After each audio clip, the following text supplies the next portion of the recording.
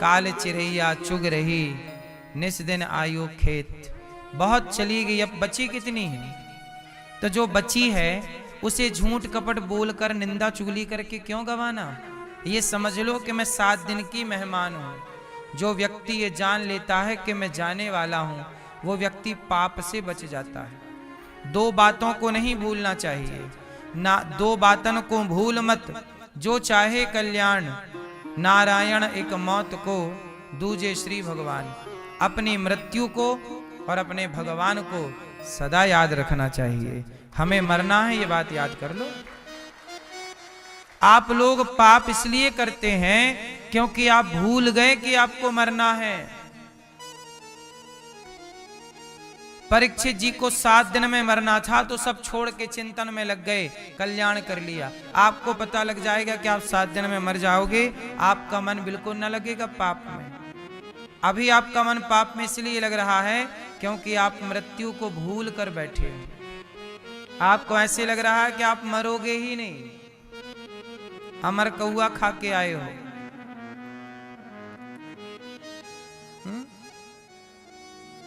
मरना पड़ता है, इसलिए कहता हूं हफ्ते महीने में शमशान का एक चक्कर लगा आया करो। कभी टहलते टहलते शमशान तरफ चले गए, थोड़ा शमशान में जाके बैठा करो। मंदिर में जितनी शांति है उससे ज्यादा शांति शमशान में है, क्योंकि शमशान वो स्थान है जो आपको आपकी औकात दिखाता है कि एक दिन यहां राख हो जाओगे।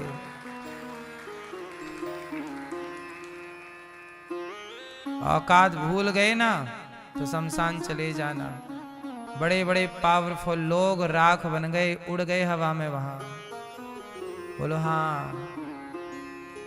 गए थे तो 70 किलो के थे, लौटे तो 50 रुपया के घड़े में किलो भर राख लौटी। बोलो हाँ। गए थे तो 100 किलो के गए, लौटी किलो भर राख। बोलो हाँ। ये सही है कि गलत है? फिर शमशान अच्छी जगह है। आप लोग ज्यादा टाइम कहां रहते हैं, घर में कि शमशान में? हैं? घर में आप अधिक से अधिक 100 साल रहोगे और 100 साल के बाद बाकी के हजारों साल तक शमशान में ही तो रहोगे। कहां जाओगे? इसलिए जगत में रहो, बंध करके नहीं, मुक्त हो करके। और ये मुक्ति है, इसलिए शमशान में लिखा रहता है मुक्ति धाम, मोक्ष धाम। शमशान में क्या लिखा रहता है? क्यों लिखा है? मुक्ति पाना है तो शमशान में जाके ध्यान लगाओ, वहां जाके बैठो, ईश्वर का चिंतन करो। प्रभु बस यहां से एक कदम दूर है भगवान। दुनिया में कितना भी कोई घूम ले, आखिरी में उसे विश्राम मुक्ति धाम में ही मिलेगा। बोलो हाँ। इसलिए मुक्ति चाहते हो तो ये याद कर लो कि मुझे मरना, मैं तो जानता हूं कि मुझे मरना है, इसलिए मैं गलत काम नहीं करता। आप लोग 2-2 घंटे चुगली करती हो मैया, नहीं करती हो? तो आप भूल गई हो ना कि मरना है। आप लोग निंदा करते हैं, उसका पांव पकड़ के खींच रहे हैं, तू आगे क्यों जा रहा है? क्यों किसी की तरक्की में बाधा बनना? परीक्षित जी ने कहा गुरुदेव मुझे 7 दिन में मरना है, मैं क्या करूं? सुखदेव जी ने भागवत सुनाई। सुनो। वरीयाने सते प्रश्नः क्रतो लोकहितं नृप, आत्मवित् सम्मतः पुंसां श्रोतव्यादिषु यः परः। आपने बड़ा उत्तम प्रश्न किया है परीक्षित जी। सुखदेव जी बोले वरीयाने सते प्रश्नः, आपके प्रश्न से सबका हित होगा। लोक हितम नृप, सबका हित होगा। जिसे जल्दी मरना है वो क्या करे? निद्रया ह्रियते नक्तम, हमें सबको जल्दी मरना है, क्या करें? भागवत सुनो। भागवत सुनने के लिए क्या करना है? सत्संग गुरुजनों की शरण में जाओ और निद्रया। साधक सबसे पहले भगवान को पाने की साधना करो, और साधना का पहला मंत्र है निद्रया ह्रियते नक्तम व्यवायेन चवावया दिवाचार्थे हया राजन कुटुंब भरणेन वा। सबसे पहला नियम निद्रया, अपनी नींद पे कंट्रोल। उठ जाग मुसाफिर भोर भई, अब रैन कहाँ तू सोवत है। जो सोवत है वो खोवत है, जो जागत है वो। तो सोने वाला सोएगा और खोएगा, इसलिए सोने के टाइम जरूर सोइए। 7-8 घंटे की नींद जरूर लेनी चाहिए, पर बाकी टाइम चिंतन करना चाहिए। अच्छा, सोने का टाइम भी मैं सार्थक कर सकता हूँ। जब सोया करो तो भगवान का चिंतन करके सोया करो, और भगवान से सोते समय प्रार्थना करके सोया करो। हे प्रभु, आज सपने में आइएगा, निमंत्रण दो भगवान को। हे जगन्नाथ जी, आज सपने में आइएगा, आज हमें दर्शन दीजिएगा। हे प्रभु, आज हमारे संग भोजन कीजिएगा सपने में। आप रात को सोइएगा तो ये कह कर के आज सपने में आइए, तो फिर वो आपका सोना भी भक्ति में काउंट होगा कि भाई ये भगवान के लिए सोया, मैं इसलिए सोया कि आज मेरे सपने में। भक्ति का मतलब है भगवान सब में देखकर, सब में उसका दर्शन करते हुए सबकी सेवा करना, सबके प्रति श्रद्धा और सम्मान का भाव रखना, ये भक्ति है। इसलिए कम सोइए, जो सोइए चिंतन के साथ सोइए। कमाइए, देखो कमाई, पैसा कमाना भी भक्ति हो सकता है। कैसे? पैसा कमाना भक्ति है, मैं इसे भक्ति से जोड़ सकता हूं। कैसे? जो भी मैं पैसा कमाऊंगा वो प्रभु आपकी और आपके भक्तों की सेवा के लिए कमाऊंगा, है ना? अब जैसे ये दास अनिरुद्ध, मैं काम करता हूं, जो भी कमाता हूं, किसके लिए? मैं सारा हिसाब किताब गौरी गोपाल भगवान, ऊपर लक्ष्मी नारायण भगवान बैठे हैं, पूरा हिसाब उनके चरणों में देता हूं। प्रभु ये रहा हिसाब, इतने लोगों की सेवा भोजन की हुई, वृद्ध माँ इतनी है, गुरुकुल में बच्चे इतने हैं, गाय इतनी है, ये रहा खर्चा, ये रही आमदनी, ये सब आपका। तो जो भी कमाते हैं किसके लिए? भगवान के भक्तों के लिए। कैसे? गौरी गोपाल आश्रम में 310 वृद्ध माएँ हैं, 11 थी सो कल एक भगवान के घर चली गई। जो भी आता है वृद्ध माओं की सेवा में लगता है। जो कमाते हैं, अखंड रसोई चल रही है, भक्तों को भोजन बंटता है। तो हमारा कमाना भक्ति है या नहीं? क्योंकि हम कमा रहे हैं किसके लिए? बताइए, आप भी तो कमाते हो, किसके लिए कमाते हो? आप कहते हो हम परिवार के लिए कमाते हैं, अच्छी बात है, आपकी कमाई भी भक्ति हो सकती है। आप ये मत कहा करो कि ये मेरा परिवार है, आप ये कहा करो कि प्रभु ये आपका परिवार है, आपके बच्चे हैं, आपका परिवार है, और आपके लिए मैं कमा रहा हूं। ये बच्चा मेरा नहीं है, ये भगवान का बच्चा, उसे कमा कमा के खिलाओ और पढ़ाओ लिखाओ। मेरा बच्चा नहीं तो प्रभु आपका है, आप जानो। तो वो आपकी कमाई भी भक्ति हो जाएगी। प्रिय भक्तों, भगवान की बड़ी कृपा है। जरा सा मन, कहते ना, विचार बदलने से संसार बदल जाता है, दृष्टि बदलने से सृष्टि बदल जाती है। सही है?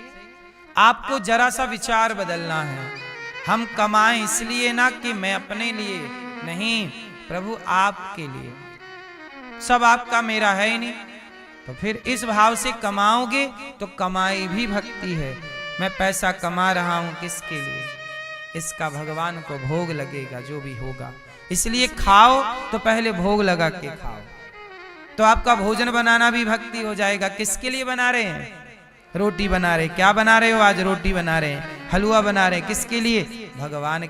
जो भगवान के लिए है वो भक्ति है, और जो मेरे लिए है वो पाप है। समझ रहे हैं? मैं अपने लिए हलवा बना रही हूं, ये पाप हो गया। मैं भगवान के लिए हलवा बना रही हूं, पुण्य हो गया। बोलो हाँ।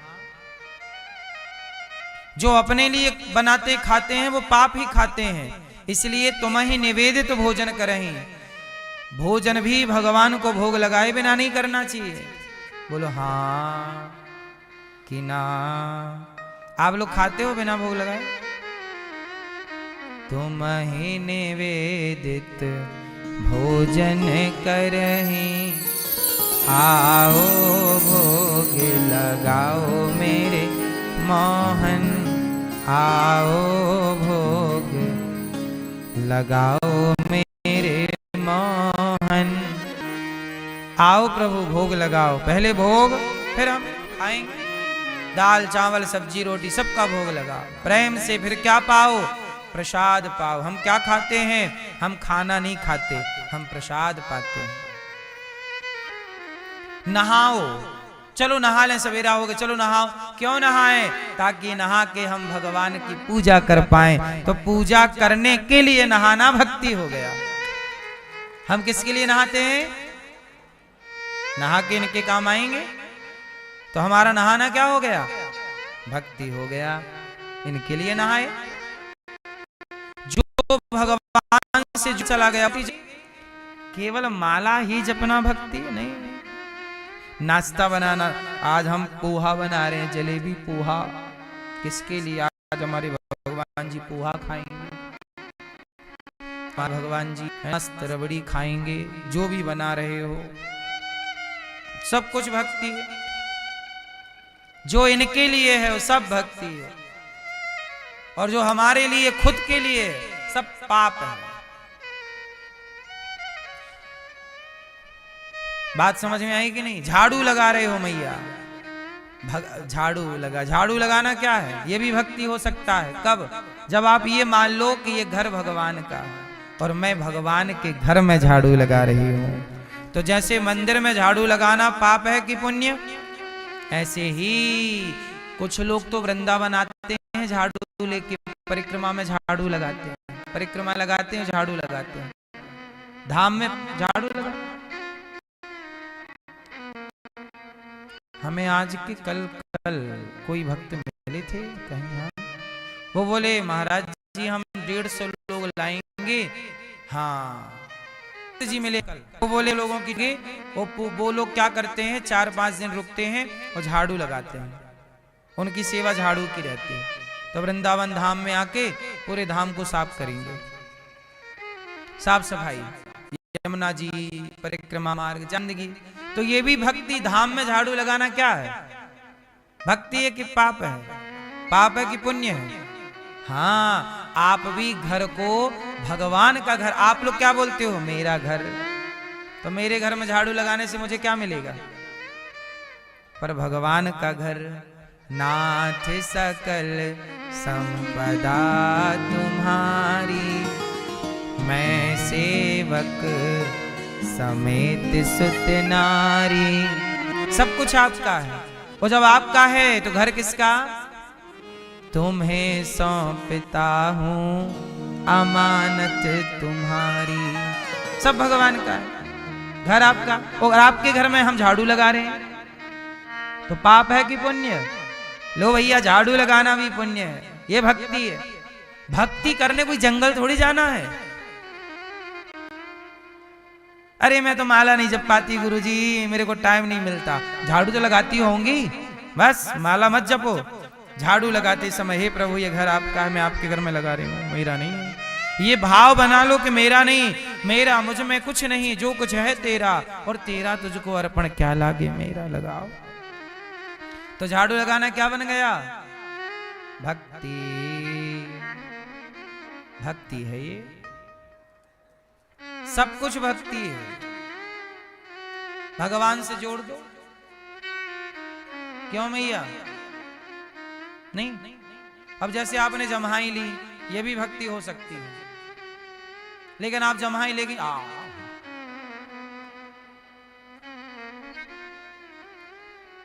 राम राम कहीं जे जमुहाही। तुलसीदास जी ने चौपाई लिखी जमहाने की, जमहाने की। जमाना समझते ना, जम्हाई आती है तो जम्हाई आए तो मुंह फटे तो राम, जम्हाई आए तो राम बोलो। तो जम्हाई लेना भी भक्ति है कि भाई प्रभु आपके लिए जमा रहे हैं, क्या करें। राम जी जमाया करते थे तो हनुमान जी चुटकी बजाया करते थे। हनुमान जी को कोई सेवा नहीं मिली, अयोध्या में सेवा बटी। राम जी के पांव कौन दबाएगा? लक्ष्मण जी हम बोले, सीता जी बोली एक पांव हम एक पांव लक्ष्मण जी, बंटवारा हो गया। सर कौन दबाएगा? भरत जी बोले हम दबाएंगे। राम जी के कमरे में झाड़ू कौन लगाएगा? भक्त बोले हम लगाएंगे, ये हम करेंगे। सब बट गया, हनुमान जी थोड़ा लेट आए। अच्छा जल्दी से बट इसलिए गया कि हनुमान जी आए ना पाए, क्योंकि ये सब ले लेंगे सारी सेवा, क्योंकि ये सब कर लेंगे। सबने बांट लिया, हनुमान जी आए, क्या हुआ? बोले सारी सेवा खत्म हो गई, पांव मैं दबाऊंगा। हनुमान जी बोले, लक्ष्मण जी बोले पांव तो हम दबाने की सेवा ले चुके, राम जी के पांव हम दबाएंगे 1 घंटा रोज, एक पांव हम एक पांव सीता मैया। बट गए, पांव बट गए। अब हनुमान जी बोले झाड़ू लगाएंगे हम अयोध्या में। नहीं झाड़ू की सेवा हो गई, आप मत लगा। ले लिया भक्त ने। हनुमान जी परेशान हो गए, हे प्रभु सारी सेवा बढ़ गई, हम क्या लें? तब हनुमान जी ने दिमाग लगाया। ज्ञानी नामाग्र गण्यम अतुलित बलधामम। हनुमान जी कौन है? बुद्धि श्री गुरु चरण सरोज रज निज मन मुकुर सुधार, है ना। बल बुद्धि विद्या देहु मोहि, बल बुद्धि विद्या देहु मोहि। जब मोहि विद्या दे सकते हैं तो खुद के पास कितनी विद्या होगी। तो हनुमान जी ने बुद्धि लगाई, क्या करें राम गई जमा। हनुमान जी बोले मैं लगी सेवा, क्या? बोले राम जब जमा तो मैं चुटकी बजाने रहा करूंगा, चुटकी बजाने की सेवा मेरी। अब तो पीछा, अब पता नहीं कब जमाई आ जाए, इसलिए 24 घंटे हनुमान जी साथ रहते हैं। पता नहीं कब जब जमाई कोई बता के थोड़ी आती है, हाँ बहन मैं आ रही हूं। क्यों मैया आपको जमाई आई तो बता के आई? नहीं, आ गई। हनुमान जी बोले कभी भी आ जाएगी, इसलिए मैं यहीं रहा करूं। इसलिए जहां राम जी हैं वहां हनुमान जी चरणों में हैं। चरणों में क्यों? जमाई आई तुरंत खड़े हो गए, चुटकी सेवा। हनुमान जी को ये सेवा मिली है, इसलिए हमारे यहाँ जब जमाई, पुराने लोगों को देखना जब वो जमाई लेते हैं तो चुटकी बजाते हैं और राम बोल रहे, बोलो हाँ। फिर सब कुछ भक्ति है, सब कुछ भक्ति है। अंते नारायण स्मृति। सुखदेव भगवान राजा परीक्षित जी से कह रहे हैं, परीक्षित जी जो अंत में देखो जीवन जी लो बिंदास, पर आखिरी में यदि भगवान का चिंतन करते चले गए तो आपका लोक परलोक सुधर गया, और आखिरी भगवान को भूल गए तो विडंबना है।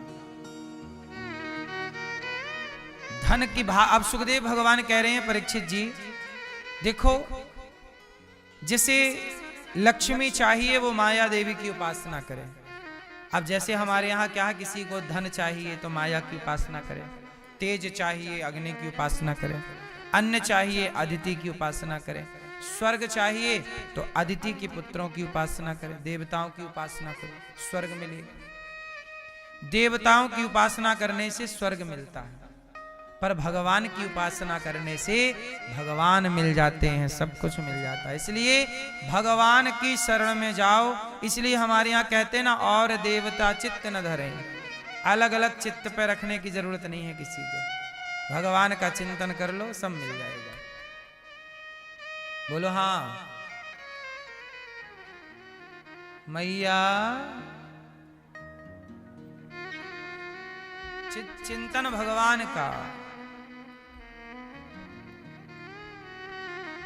सुखदेव भगवान ने भगवान की स्तुति की। नमः परस्मै पुरुषाय भूयसे च सदुद्भवस्थान निरोध लीलया गृहीत शक्ति तृतीयाय देहिना मंत्र भवायानुपलक्ष्य वर्त्मने। नमः परस्मै पुरुषाय भूयसे सदुद्भवस्थान निरोध लीलया गृहीत शक्ति तृतीयाय देहिना मंत्र भवायानुपलक्ष्य वर्त्मने। उन पुरुषोत्तम भगवान के चरण कमलों को कोटि कोटि प्रणाम, जो संसार की उत्पत्ति पालन और संहार करने वाले हैं। ऐसे भगवान को प्रणाम सुखदेव जी कर रहे हैं। और भगवान नारायण की नाभि से ब्रह्मा जी प्रकट हुए। चतुश्लोकी भागवत जी का उपदेश भगवान ने किया। अहमेवासमेवाग्रे नान्यद यद सद सत्परम।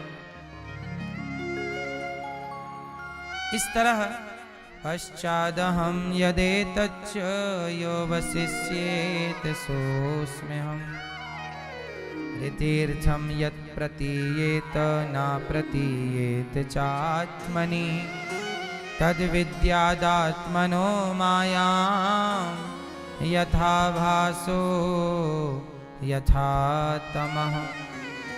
ऐसे इसलिए घमंड ना करना, खा जाएंगे भगवान घमंड। रावण का घमंड ऐसे खाए। प्रभु के पास जाना है।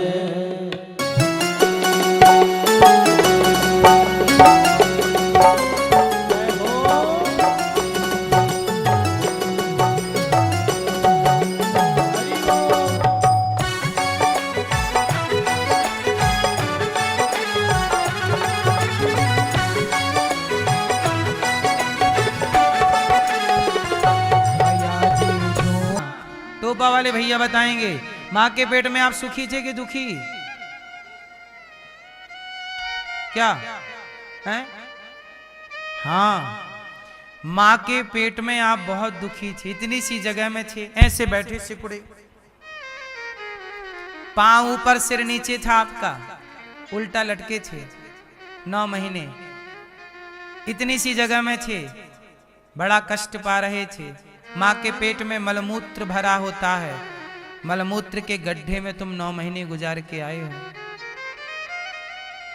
बड़े दुखी थे। पिता के द्वारा जब तुम्हारी माँ गर्भवती हुई तो पिता के तेज से माँ का रज मिलके कलल बन गया। बच्चे की रचना कैसे होती है?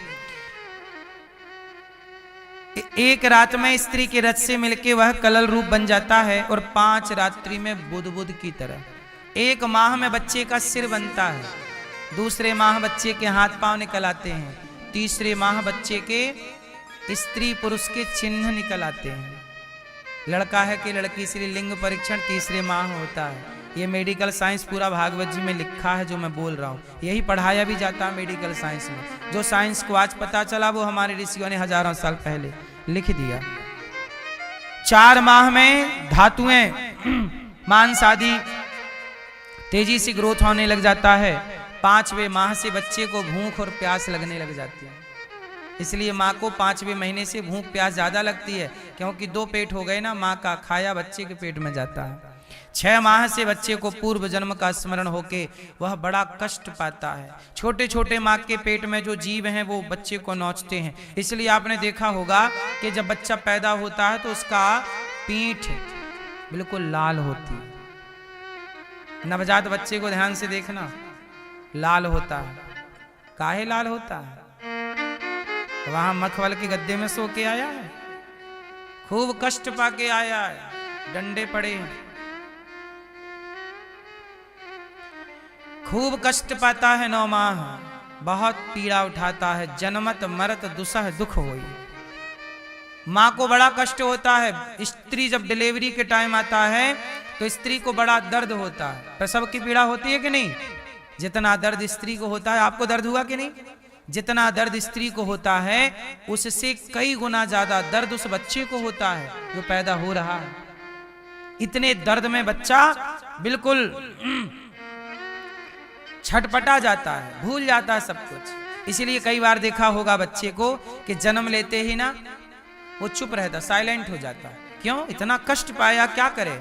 फिर बाद में उसे ऐसे ऐसे करते हैं डॉक्टर, तब वो रोता है। बड़ा कष्ट हमने भी पाया है, आपने भी पाया, लेकिन संसार में आके भूल गए, जगत में उलझ गए, है ना। एक आदमी था, वो जंगल में रास्ता भटक गया।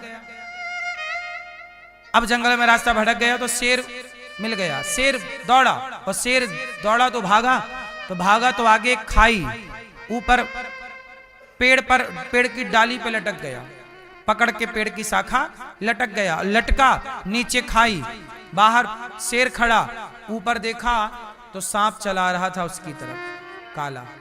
पकड़ा रहेगा तो सांप डस लेगा, छोड़ेगा तो नीचे गिर के मर जाएगा, बाहर उतरेगा तो शेर खा जाएगा। तभी उसकी मुख पर ऊपर शहद का छत्ता था, मधुमक्खी का, तो मधुमक्खी के छत्ते से शहद की एक एक बूंद संयोग से उसके मुंह पे टपक रही थी। वो शहद खाए, जीता होंठों पे लगे तो चाट ले जीभ से, और शहद चाटता जाए, और शहद की मधुरता में इतना मस्त हो गया कि भूल गया मौत खड़ी है। तभी नाग आया, डस लिया, मर गया। ये खेल हम सबका है। आप भी चारों ओर से घिरे पड़े हैं मृत्यु से। कहीं भी चले जाओ, मौत तुम्हारा पीछा ना छोड़ेगी। भारत में रहो, अमेरिका रहो, लंदन रहो, जापान रहो, दुनिया में रहो, आपका पीछा कौन ना छोड़ेगी? मृत्यु। मरना पड़ेगा, लेकिन फिर भी आप संसार में थोड़ा थोड़ा सुख जो है, इस सुख में ऐसे उलझ गए कि भूल गए कि मरना है। इसलिए मेरी माँ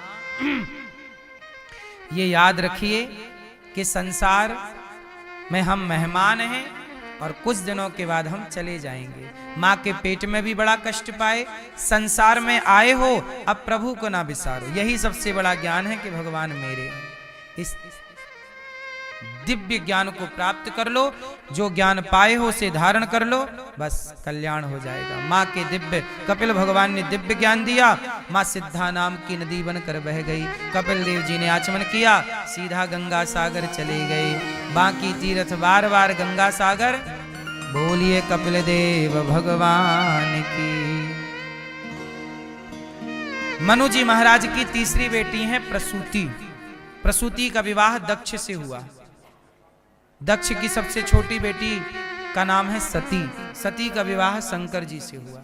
एक बार क्या हुआ, शंकर जी और माता सती गई कथा सुनने, पर सती कथा सुनी नहीं, संदेह लेकर आई।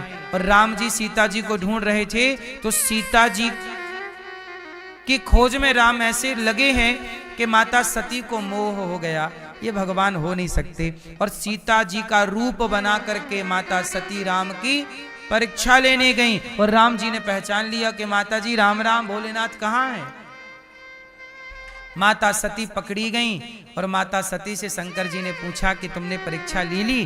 तो सती माता ने झूठ कह दिया कि कछु ना परीक्षा ली न गोसाई, मैंने कोई परीक्षा नहीं ली। शंकर जी ने ध्यान लगाकर देखा, माता सती ने जो चरित्र किया सब सामने आ गया। शंकर जी समझ गए कि मेरी पत्नी ने पहली गलती तो ये की कि मेरी माता का रूप बना लिया, दूसरी गलती ये की कि मुझसे असत्य कह दिया।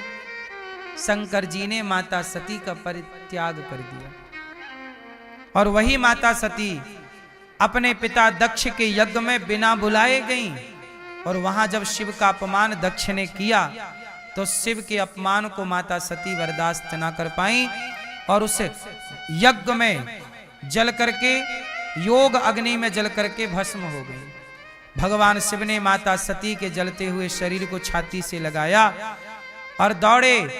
भगवान विष्णु ने माता सती के शरीर को काट दिया चक्र से, 52 टुकड़े किए, तो 52 शक्तिपीठ बन गए। आज 52 शक्तिपीठ है। तब दक्ष का यज्ञ विध्वंस किया, बाद में बकरे का सिर जोड़ करके उसे जीवित किया और उसका यज्ञ पूरा हुआ। वही माता सती अगले जन्म में पार्वती बनकर आई और शिव पार्वती का पुनः मिलन हुआ, विवाह हुआ। बोलिए शंकर भगवान की। तो भगवान शंकर पार्वती जी के संग प्रेम से रहते हैं। माता सती का परित्याग क्यों कर दिया भोलेनाथ ने? क्योंकि इन्हें भगवान पर संदेह था। संशयात्मा विनश्यति। भगवान श्रद्धा का विषय है मेरी माँ, भगवान संदेह का नहीं है। ईश्वर पर संदेह करके क्या पाओगे? ईश्वर है कि नहीं है ये भी कोई संदेह है? अरे नहीं होता। मुझे एक बात बताओ कि आप लोगों ने जो कपड़े पहने हैं उन कपड़ों को किसी ने बनाया है कि अपने से बन गए? बोलो, क्या बिना बनाए आपके कपड़े बन जाते हैं? सोचिए, आपने जो कपड़े पहने हैं उन्हें किसी ने बनाया है, बिना बनाए कपड़ा नहीं बनता। तो ये संसार बना है तो कोई तो बनाने वाला होगा। बिना बनाए कपड़ा नहीं बनता तो बिना बनाए ये जगत कैसे बनेगा? ये सवाल लोग करते हैं, भगवान कहाँ है ही नहीं। अरे पागल आदमी, बिना बनाए चश्मा नहीं बन सकता। बोलो हाँ, बिना बनाए कुछ नहीं बनता। तो बिना बनाए ये संसार कैसे बना होगा? जिसने इस जगत को बनाया उसी का नाम भगवान है। तुम्हारी आंखें किसने बनाई? क्या बिना बनाए आंखें बन गई? यदि बिना बनाए आंखें बन जाएं तो यहां क्यों नहीं बन रही है आंख? मां के पेट में ही क्यों बन रही है? बोलो हाँ, पेट के अंदर क्यों बन रही है? पेट के ऊपर बन जाए, रोज एक आंख निकले मां के पेट से। किडनी लीवर क्यों नहीं बन रहे हैं?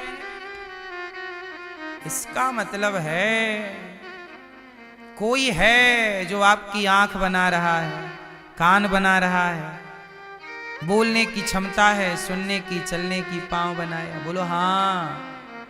और रोज बना रहा है। कल मैंने समझाया था ना, कल या परसों, कि रोज इतना बदलाव सूक्ष्म हो रहा है कि आप समझ नहीं पाते हम और आप। पर परिवर्तन, सृष्टि, उत्पन्न, पालन, संहार का क्रम नित्य चलता है। बोलो हाँ।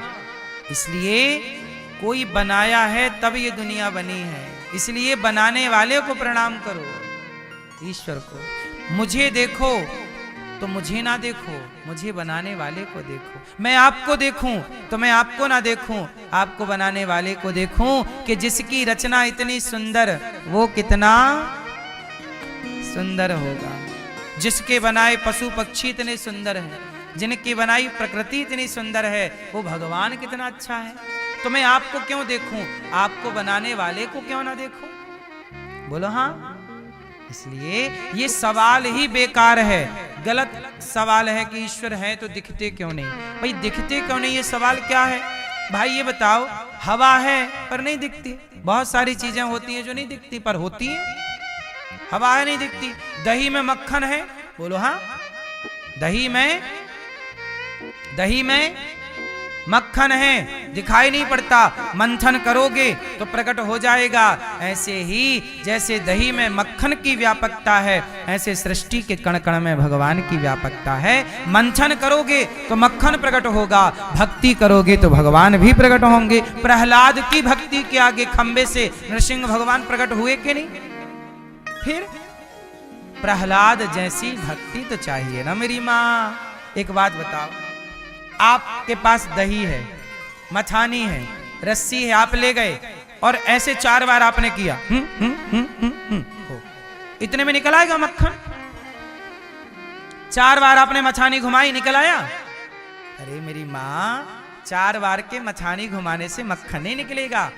जितनी जरूरत है उतना मथना पड़ेगा। बोलो हाँ। तो जितनी भक्ति की जरूरत है उतनी किए बिना भगवान कैसे प्रकट होंगे आपके आगे? कैसे समझ में आएंगे? आप उस प्रोसेस को पूरा तो कीजिए। प्रहलाद ने पूरा किया तो मिल गए, मीराबाई ने प्रोसेस पूरा किया, मिल गए, नामदेव जी ने, नरसिंह मेहता ने, सूरदास जी ने, रैदास ने, कबीर ने वो प्रोसेस पूरा किया, मिल गए। हम लोग प्रोसेस ही पूरा नहीं कर रहे हैं और चिल्ला रहे हैं भगवान तो है ही नहीं, भगवान तो दिखते ही नहीं। ये कोई मूर्खता वाली बात हो गई। बिना मंथन किए जितनी जरूरत है उस मंथन की उतना तो करना पड़ेगा ना भाई, क्यों? बिल्कुल साइंटिफिक बात समझा रहा हूं मैं आपको, वैज्ञानिक बात है। जितनी जरूरत है उतना मंथन करो। बोलो हाँ। अब आपने रोटी बनाई और रोटी बनाई तवे में डाल दी और तवे से तुरंत निकाल ली, नहीं, उसका एक प्रोसेस है। कुछ देर तवा में रहेगी तब पकेगी, ये नहीं कि तवा में डालो निकाल लो। हर चीज को टाइम चाहिए। रोटी को भी पकने में उसकी टाइमिंग लगेगी, उसको जितना टाइम चाहिए वो उतना लेगी। बोलो हाँ। और जब तक नहीं पकेगी रोटी, तवे को पकड़ के रखती है। आप रोटी डालो निकाल लो, चिथ जाएगी वो, और पक जाएगी तो ऐसे करो तो हिलने लग जाएगी, छोड़ देगी तवे को। बोलो हाँ। कच्ची है ना तो पकड़ के रखती है तवे को, पक जाती है छोड़ देती है। आपने पकड़ के रखा है जगत को, पता लग रहा है कि आप कच्चे हैं। जब जगत छूट जाए समझ लेना कि भक्ति पक रही है। ये हर चीज का एक प्रोसेस है, एक सिस्टम, सिस्टमैटिक चलो। सब चीजों का सुख है, आनंद है, दर्शन है, सब कुछ है। इस क्या क्रॉस क्वेश्चन है कि जी भगवान तो होते ही नहीं, होते तो दिखते, ये सब बकवास बातें हैं। इनका कोई बात नहीं है, इनका कोई मोल नहीं इन बातों का, ये मूर्खतापूर्ण बात है। थोड़ा साइंस की दृष्टि से सोचा करो। विज्ञान के युग में हम सब रहते हैं। विज्ञान में भी हर चीज का एक सिस्टम है, प्रोसेस पूरा करना पड़ेगा आपको। आप 10वीं क्लास के विद्यार्थी हैं, आप 1 महीना स्कूल जाइए, बाकी जाइए मत। फिर अरे स्टूडेंट हो तो पढ़ाई पूरी करनी पड़ेगी, प्रॉपर एग्जाम, पूरा प्रोसेस करना पड़ेगा, तब जाके 10वीं से आप 11वीं में जाओगे। बोलो हाँ। जो प्रोसेस है मतलब है, इसमें कोई समझौता है कि बच्चा एक दिन स्कूल जाएगा और 10वीं का एग्जाम पास कर लेगा? है कोई मजाक है? जब पढ़ाई मजाक नहीं है तो भक्ति कोई मजाक है क्या? भगवान को पाना कोई मजाक है क्या? IAS बनना मजाक है क्या? हमने मजाक कर दिया, बन गए, लो ये कोई मजाक है? पढ़ना पड़ता है, पसीना बहाना पड़ता है, प्रोसेस पूरे करने पड़ते हैं, कार्य पूरा करना पड़ता है, तब आप उस लेवल पे पहुंचते हैं। फिर जब प्रोसेस पूरा करोगे नहीं। अब हमारी आर्मी है, आर्मी को कितना तपाया जाता है, दौड़ाते हैं धूप में, वो इतना बड़ा 50-25 किलो का सामान लेके दौड़ा रहे हैं, वो प्रोसेस पूरा करना पड़ेगा। सारे आपको स्टेप पूरे करने पड़ेंगे, जितना भी उनकी लीगल प्रोसेस है, इतनी छाती हो, इतनी हाइट हो, इतना, क्यों भाई साहब, होता कि नहीं पूरा चेकअप होता? ये दौड़ पूरी करो, ये चढ़ाई पूरी करो, ये पानी में डुबाते हैं हम लोग, पानी में 5-10 सेकंड 20 सेकंड ज्यादा से ज्यादा। सेना को 1-1 मिनट डुबाने का अभ्यास कराते हैं वो लोग, 2-2 मिनट डुबाने का अभ्यास कराते हैं। पानी में डूबना पड़ा तो